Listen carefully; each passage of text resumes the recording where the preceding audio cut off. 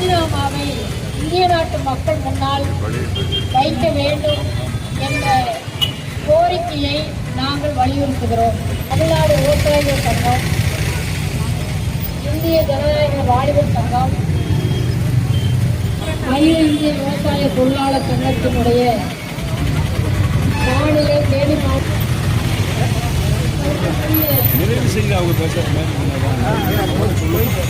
எழுச்சிகரமான அமைச்சரை விட்டு வெளியேறு என்று சொல்லி போராட்டம் மான்சுக் அவர்களுக்கு சோழ மான்சுக் அவர்களை கைது செய்த காவல்துறையை விடுதலை செய்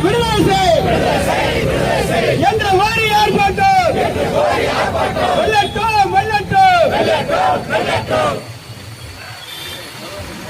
இப்போராட்டத்தை துவக்கி வைத்து இந்த நீட்டு பேப்பர் கேள்வித்தாளுக்கு பாருங்க, ஒரு முறை கட்சியில 100க்கும் மேற்பட்ட முறை கட்சிகளுக்கு அவரே சொல்றாரு. அது மட்டும் சொல்ல பாஜக அரசாங்கம் சொன்னது 100 முறை கேள்வித்தாள் கட்சியில 50 முறை மதிப்பேர்வு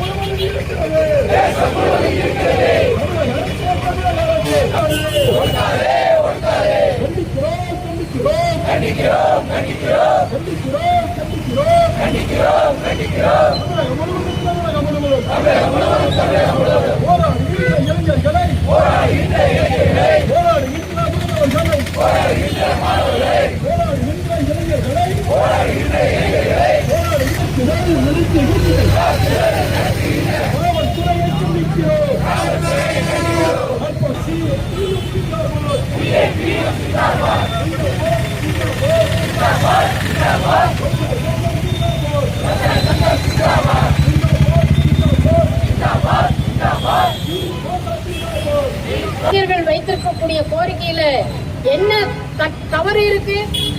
தமிழ்நாட்டினுடைய பாஜக தலைவர் நயினார் நாகேந்திரன் சொன்னாரு, நீட்டு தேர்வு தான் எழுத ஆரம்பிச்சுட்டாங்கல்ல பிள்ளைகள்லாம், அப்புறம் எதுக்கு நீட்டு தேர்வு வேண்டாங்கிறீங்க? இவர் அதிமுகவில் இருக்கிறப்ப இவரு நயினார் நாகேந்திரனுடைய தலைவரா இருந்த புரட்சி தலைவி அம்மா அவர்கள் என்ன சொன்னாங்க தெரியுங்களா? நீட்டு தேர்வு வேண்டாம், நீட்டான தேர்வு இங்க வேண்டியதில்லை. தமிழ்நாட்டில் இருக்கக்கூடிய அரசாங்கம் மாணவர்களுக்கு என்ன மாதிரி தேர்வு வைக்கணுங்கிறத நாங்க முடிவு பண்ணுவோம், பாஜக அரசு அல்லன்னு சொல்லி எந்த கையில தள்ளி விட்டாங்க அவங்க.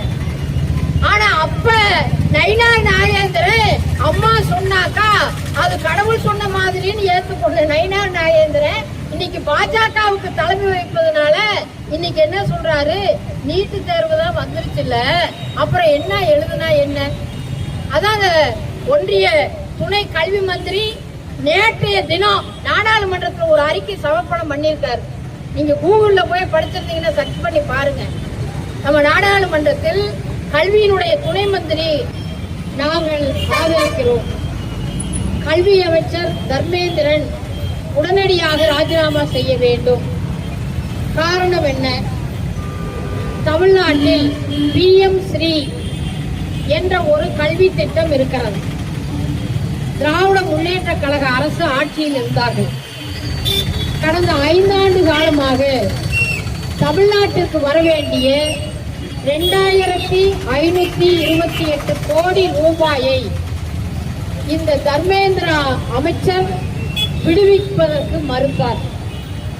அதற்கு அவர் சொன்ன காரணம் என்னவென்றால், தமிழ்நாட்டு மக்களுக்கு மாணவர்களுக்கு 2000 கோடி அல்ல 10,000 கோடி கூட நாங்கள் கொடுப்போம், ஆனால் நீங்கள் ஹிந்தி மொழியை ஏற்றுக்கொள்ள வேண்டும் என்ற நிபந்தனையை விதித்தார்.